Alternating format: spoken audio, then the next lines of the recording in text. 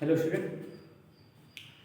हमारा चल रहा था रिफ्रैक्शन। क्या चल रहा था? प्रकाश का अपवर्तन। प्रकाश के अपवर्तन में हमने बताया था कि प्रकाश का अपवर्तन का परिभाषा बता दी थी हमने। प्रकाश का अपवर्तन होता क्यों है ना। और प्रकाश के अपवर्तन के लिए हमने सबसे महत्वपूर्ण जो बात बताई थी वो बताई थी कि जिस माध्यम से किरण जा रही है और जिस माध्यम में किरण जा रही है ना, दोनों माध्यम क्या होने चाहिए? पारदर्शी माध्यम होने चाहिए। दोनों माध्यम क्या होने चाहिए? पारदर्शी माध्यम होने चाहिए। अपारदर्शी नहीं होने चाहिए। हो सकता है पारदर्शी हो, ट्रांसल्यूसेंट हो, है ना, ट्रांसपेरेंट हो सकता है, बट ओपेक नहीं हो सकता, अपारदर्शी नहीं हो सकता। अगर अपारदर्शी होगा तो दूसरे माध्यम में प्रकाश किरण जाएगी नहीं और वहीं से क्या हो जाएगा? अपवर्तन न होकर परावर्तन हो जाएगा। ठीक है, यहाँ तक बात हमने बताई थी। और जो हमने बताया था कि किरण डेविएट होती है। प्रकाश के अपवर्तन में क्या होता है कि रेस डेविएट होती है ना, विचलित होती है, अपने वास्तविक मार्ग से क्या होती है? विचलित होती है। क्लियर? अब विचलित होने का कारण हमने बताया था विचलित होने का कारण होता है माध्यम। अगर माध्यम चेंज होता है तो किरण क्या होती है? विचलित होती है। माध्यम चेंज क्यों होता है? माध्यम चेंज इसलिए होता है क्योंकि उसका अपवर्तनांक चेंज हो जाता है ना। कौन सा माध्यम सरल है, कौन सा माध्यम विरल, सरल नहीं सघन है, कौन सा माध्यम विरल है ना। इसको ये किस पे डिपेंड करता है? ये इसके अपवर्तनांक पे डिपेंड करता है। क्लियर? हमने कल कहा था कि जिसका अपवर्तनांक कम होता है ना, और जिसका अपवर्तनांक कम होता है वो आपका विरल माध्यम हो गया। जिसका अपवर्तनांक ज़्यादा होता है किसी दूसरे की अपेक्षा वो हो गया सघन माध्यम। तो यहाँ पे कुछ लिस्ट दी गई है।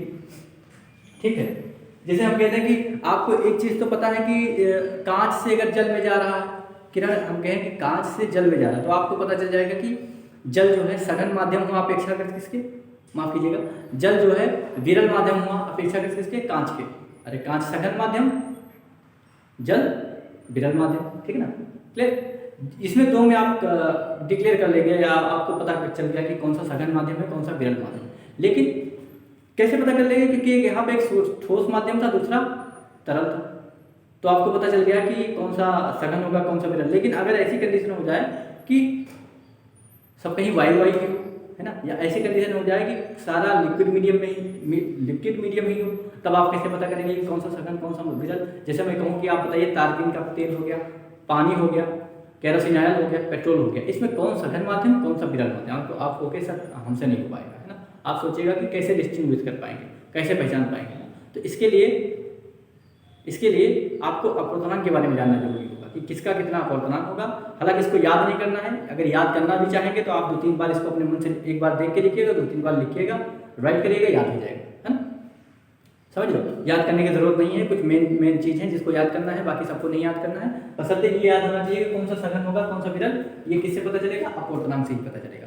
ये आपके बोर्ड में तो नहीं पूछा जाता, लेकिन कभी कभी आप जो कॉम्पिटिशन का एग्जाम देने जाइए ना, जैसे पीसीएस का एग्जाम हो गया या और बड़े बड़े एग्जाम हो गए, तो उसमें अरेंज करने को आता है, बताता है इसमें आप अरेंज करिए कि किसका अपवर्तनांक ज़्यादा होगा, किसका अपवर्तनांक कम होगा, और सारे लिक्विड ही होंगे। सबसे टफ काम ये हो जाएगा कि सारे लिक्विड ही होंगे, है ना। तो आपके लिए डिफिकल्ट वर्क हो जाएगा। इसलिए आपको ये थोड़ा बहुत याद होना चाहिए, जितना आपका सिलेबस में उतना तो याद ही कर लो, है ना। अब इसमें समझाने का बात नहीं है कोई भी, इसको तो याद ही करना पड़ेगा आपको, है ना। याद करने का तरीका क्या है? कोई तरीका नहीं बेटा, 4 बार कम से कम लिखिएगा अपने कॉपी पे। एक बार देख के 2-3 बार अपने मन से ऐसे करके 4 बार लिखिएगा, फिर मैच करिएगा, फिर आपको याद हो जाएगा। ठीक है, जितना आपके एनसीईआरटी सिलेबस में उतना तो आपको याद ही करना है ना। जहाँ तक समझाने वाली बात होती है वहाँ मैं बहुत बेहतर समझाने का प्रयास करता हूँ, लेकिन जहाँ पे याद करना है वो तो आपको याद ही करना है। अब समझो बताने क्या जा रहा था, ध्यान समझो। वायु का अपवर्तनांक 1.003, बर्फ 1.31, जल 1.3। अगर मैं कह देता बेटा, अभी मैं कह दूं, आप बताओ कि बर्फ और जल दो चीजें आपके पास, मतलब पानी और बर्फ दो चीजें। आप बताइए इसमें सघन माध्यम कौन होगा और विरल माध्यम कौन होगा, है ना। आप बताइए कि इसमें सघन माध्यम कौन है, विरल माध्यम। तो आप बिना सोचे मुझे लगता है कि बताएंगे कि सर जल जो है वो विरल माध्यम है। जल आप बताएंगे क्या? विरल माध्यम है। बर्फ जो हो जाएगी वो सघन माध्यम हो जाएगी, सघन माध्यम हो जाएगी। आप ये बताइएगा। तो इसका मतलब क्या होगा बेटा कि सघन माध्यम होगा, तो इसका मतलब हो गया कि बर्फ का अपवर्तनांक ज्यादा होना चाहिए, जल का अपवर्तनांक कम होना चाहिए, है ना। ये तो लेकिन जब आप यहाँ देखिएगा तो बर्फ का अपवर्तनांक कितना है? 1.31। इसका अपवर्तनांक कितना? 1.33। बताओ किसका ज्यादा? अब तो इधर वाला ज्यादा हो गया ना, जल वाला ज्यादा हो गया कि नहीं हो गया? हो गया, है ना। इसका मतलब आपने जो एजम्पशन किया था, जो आपने माना था, मतलब जो आपने लेट किया था या आपने जो अपना प्रेजेंस ऑफ माइंड लगाया था वो आपका रॉन्ग हो गया है ना। तो फिजिक्स में प्रेजेंस ऑफ माइंड नहीं चलता, कॉन्सेप्ट चलता है, ठीक है ना। फिर आपका ये यहाँ वाला क्वेश्चन जो है ये अजम्पशन यहाँ का रॉन्ग हो गया। क्या रॉन्ग हो गया? आपने बताया था कि जल विरल है, बर्फ सघन है, लेकिन जस्ट इसका उल्टा हो गया। यहाँ उन्होंने बर्फ का कितना 1.31 लिख दिया और जल का 1.33 लिख दिया। समझे? इसका मतलब क्या है? इसका मतलब ये हो गया कि वायु, अगर हम जल और बर्फ में बात करें तो सघन माध्यम क्या हो जाएगा? जल हो जाएगा, विरल माध्यम क्या हो जाएगा बेटा? बर्फ हो जाएगा, है ना। ये याद रखिएगा, बात समझे? अच्छा, क्यों होता है ऐसा? क्यों होता है? आप ऐसा कभी आपने सोचा है? 9th में पढ़ा होगा आपने सही से, तो आपको एक चीज बताया गया होगा एक चीज आपको बताया गया होगा। देखो, सघन और विरल का एक और हम कह सकते हैं, तो ये रिफ्रैक्टिव इंडेक्स से हो गया। दूसरा हम कह सकते हैं कि जिसका घनत्व जितना ज्यादा हो, जिसका घनत्व जितना ज्यादा होगा, है ना, जिसका घनत्व जितना ज्यादा वो उतना ही सघन माध्यम, है ना। तो इसका मतलब ये हुआ कि जल का घनत्व ज्यादा होता है और बर्फ का घनत्व कम होता है। आप कहिएगा सर कैसे? तो मैं कहूंगा कि क्लास 9 में बताया जाता है आपको ये बताया जाता है कि कभी भी अगर घनत्व की बात आती है तो बर्फ का घनत्व पानी के घनत्व से हमेशा क्या होता है? कम होता है ना। बर्फ का घनत्व पानी के घनत्व से हमेशा क्या होता है? कम होता है। अच्छा, जब घनत्व कम होगा, जिस चीज का घनत्व क्या होगा? कम होगा, वो ज्यादा आयतन घेरेगा। जिस चीज का घनत्व ज्यादा होगा वो कम आयतन घेरेगा। आपको एक चीज पता होना चाहिए कि अगर एक बॉटल में, फ्रिज में देखिए गर्मी के मौसम में आप क्या करते हैं? पूरा फुल बॉटल फुल करके पानी रख देते हैं, है ना। पूरा फुल कर दिया आपने बॉटल और पानी रख दिया। उसके बाद जब फ्रीजर में रखते हैं उसको, तो क्या होता है? बॉटल आपका चिटक जाता है ना, फूट जाता है। ऐसा क्यों होता है? पता क्यों होता है? इसलिए होता है क्योंकि जो आपका पानी होता है ना, वो उसका घनत्व ज्यादा होता है। उसका घनत्व ज्यादा होता है तो आयतन कम होता है। ध्यान से, एक रिलेशन होता है या D = m/v रिलेशन होता है। क्लास 9 में पढ़ाया गया होगा, आपको याद होगा, क्लास 9 में ये पढ़ाया गया होगा। D मतलब V मतलब वॉल्यूम मतलब आयतन, M मतलब मास, D मतलब डेंसिटी, घनत्व। D डेंसिटी जस्ट अपोजिट हो गया है ना। इसका मतलब आयतन लिखो मैं इसको, नहीं तो आपको समझ नहीं आएगा। आयतन घनत्व, ये क्या होगा? घनत्व, ये घनत्व, ये आयतन। आप देख क्या रहे हैं? आप देख रहे हैं कि आयतन जो है वो घनत्व के इनवर्सली प्रोपोर्शनल है, व्युत्क्रमानुपाती।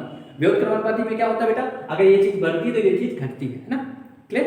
आप देखिए, आप देखते हैं कि रेफ्रिजरेटर में जो आपका फ्रिज होता है उसमें जब आप ऊपर जो जहाँ पे बर्फ जमती है ना, वहां पे पूरा फुल बॉटल रखते हैं तो क्या होता है? बॉटल फूट जाता है। क्यों फूटता है बेटा? क्योंकि पानी का जो घनत्व होगा वो पहले कम होगा, पहले पानी का घनत्व ज्यादा होगा। जब पानी का घनत्व ज्यादा होगा, पानी का घनत्व ज्यादा होगा तो वॉल्यूम क्या होगा? कम होगा कि नहीं होगा? उतना ही पानी आपके बोतल में हो जाता है। लेकिन दूसरी कंडीशन में क्या होता है? जब उसको आप बर्फ बनाने लगते हैं तो बर्फ का घनत्व क्या होता है? कम हो जाता है। बर्फ का घनत्व क्या हो जाता है? कम हो जाता है। तो उसको वॉल्यूम बढ़ेगा कि नहीं बढ़ेगा? ये घटेगा तो बढ़ेगा कि नहीं बढ़ेगा? बढ़ेगा। घनत्व कम किया, वॉल्यूम बढ़ने लगा। तो एक ही बोतल में उतने पानी का वॉल्यूम बढ़ने लगेगा तो क्या होगा? बोतल फूट जाएगा कि नहीं फूट जाएगा? है ना, फूट जाएगा। एक तो मैंने बता दिया यहाँ से।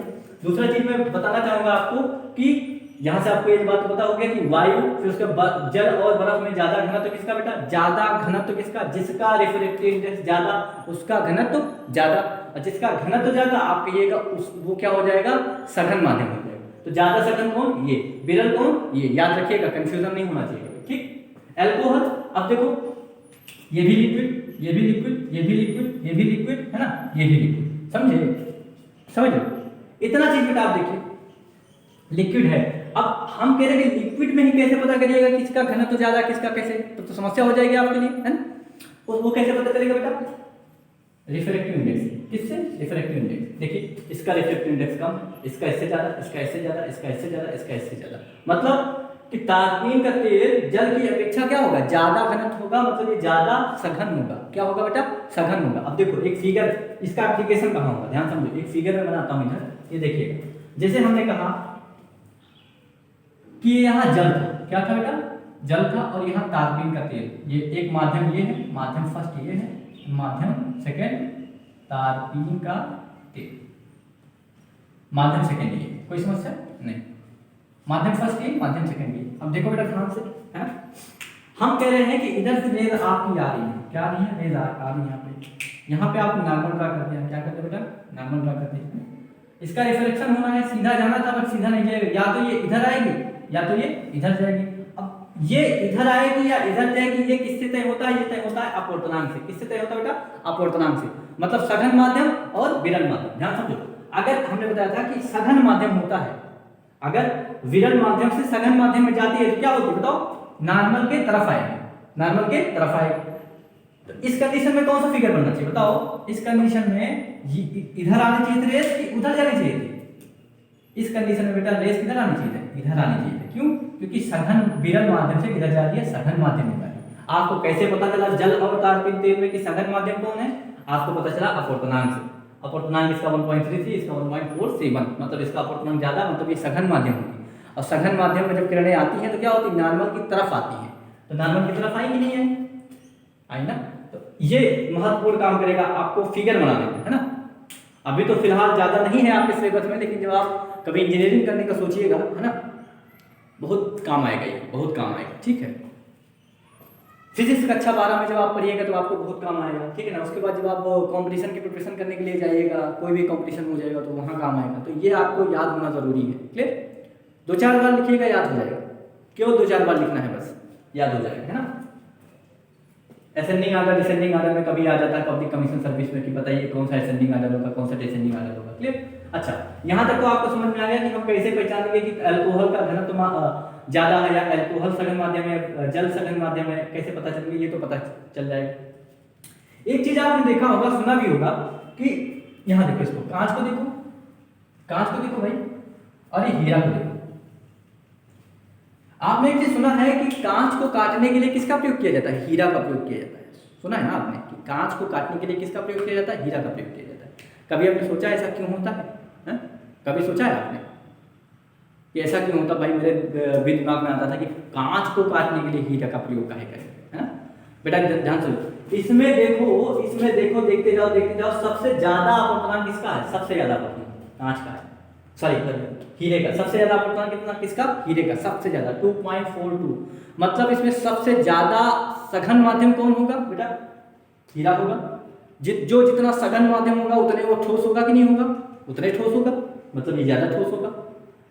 ठोस वस्तुओं से उससे कम ठोस वस्तुएं काटी जाएगी कि नहीं काटी जाएगी बताओ। कांच कहाँ है, इस जगह पे है ना। तो ये कम मजबूत होगा, ये ज्यादा मजबूत होगा कि नहीं होगा, ज्यादा मजबूत होगा। कहने मतलब इससे क्या काटा जाता है, कांच। इसीलिए इससे कांच को किससे काटा जाता है, हीरे से काटा जाता है, समझे। हीरा जो होता है उसका अपवर्तनांक बहुत ज्यादा होता है, सबसे ज्यादा मान चलो हीरे का ही अपवर्तनांक होता है। मतलब सबसे ज्यादा ठोस पदार्थ क्या होता है, हीरा होता है, समझे बेटा, क्लियर, समझ रहे हो।